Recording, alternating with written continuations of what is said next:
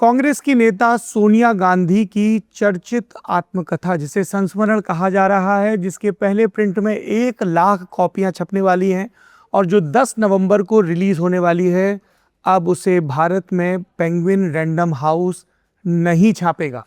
Indian express के लिए ऋतु सरीन ने ये एक्सक्लूसिव खबर की है।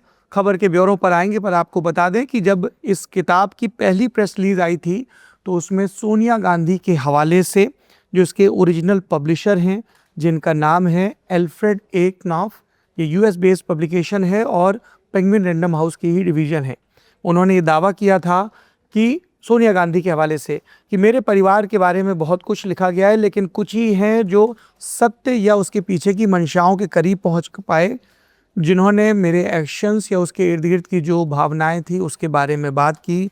मेरी स्टोरी में लोगों को पता चलेगा उस यूनिक पर्सपेक्टिव के बारे में जो मैंने 6 दशक में भारत में सामाजिक और राजनीतिक बदलावों के दौरान देखे हैं। और तब से ही इस किताब की बहुत चर्चा है, जिसका शीर्षक है belonging a journey of love. पर अब सवाल ये उठ रहा है कि पेंगुइन रैंडम हाउस इस किताब को भारत में क्यों नहीं छाप रहा है, क्योंकि पब्लिकेशन हाउस ने सोनिया गांधी से, जो इस किताब की ऑथर हैं, कुछ हिस्सों में बदलाव के लिए और कुछ हिस्सों को हटाने के लिए कहा था। एग्जैक्ट शब्द क्या है? एडिटोरियल चेंजेस एंड डिलीशन, जिसके लिए सोनिया गांधी ने साफ तौर पर इनकार कर दिया और उसके बाद ये डील ब्रेक हो गई है। ऋतु सरीन की खबर के मुताबिक अब जब पेंगुइन रैंडम हाउस इस रेस से बाहर हो गया है, तब कई और पब्लिकेशन हाउस रेस में शामिल हो गए हैं और सबसे करीब फिलहाल नज़र आ रहा है हार्पर कॉलिंस, ये भी एक पब्लिकेशन हाउस है।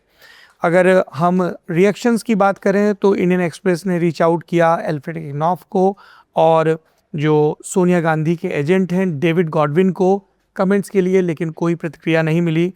इसके अलावा हमने पेंगुइन रैंडम हाउस इंडिया के जो सीईओ हैं गौरव श्रृंगेश, उनसे भी बात की कि कौन से हिस्से हैं जो पेंगुइन चाह रहा था कि सोनिया गांधी बदलें या पूरी तरह से हटा दें। उनकी तरफ से भी कोई जवाब नहीं आया है। ये पहली बार नहीं है जब किताब और पेंगुइन रैंडम हाउस इस तरह से चर्चा में आए हों।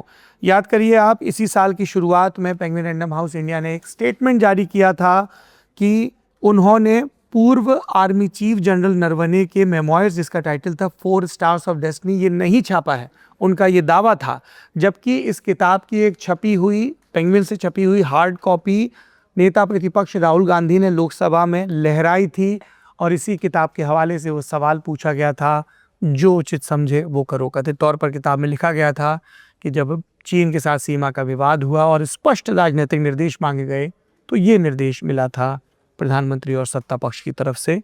ये बात किताब में लिखी हुई है, इस तरह के दावे हैं और तब भी पेंगुइन रैंडम हाउस चर्चा में आया था। एक और आप वाकया सुन लीजिए, इसी बरस का है। जून में किताब आनी थी जिसका शीर्षक था, जोइस एको की किताब थी मुजफ्फरनगर राइट्स के इर्द गिर्द, the ones and future right, और इस ग्राफिक नॉवेल को भी पेंगुइन रैंडम हाउस ने वापस ले लिया था। और तब इसके सीईओ श्रृंगेश ने कहा था कि कंटेंट को लेकर ऑथर के साथ कुछ इश्यूज थे, लीगल स्क्रूटनी हुई और उसकी वजह से भारत के जब नक्शे को दुरुस्त नहीं दिखाया जा रहा था, तो ये सफाई दी गई। उसके बाद से ये किताब दूसरी पब्लिशर्स के जरिए मार्केट में आ गई है। पेंगुइन रैंडम हाउस एक बार फिर से खबरों में है, क्योंकि उन्होंने सोनिया गांधी के संस्मरणों में कुछ चीज़ें हटाने के लिए और कुछ चीज़ें बदलने के लिए कहा, जिसके लिए ऑथर यानी कि सोनिया गांधी राज़ी नहीं हुई और इसके बाद से अब हिंदुस्तान में पब्लिशर बदल रहा है। ये इंडियन एक्सप्रेस की खबर है, ऋतु सरीन ने ये खबर की है। इस खबर के बारे में आपकी क्या राय है, कमेंट बॉक्स में बताइए। आप देख रहे हैं इंडियन एक्सप्रेस हिंदी।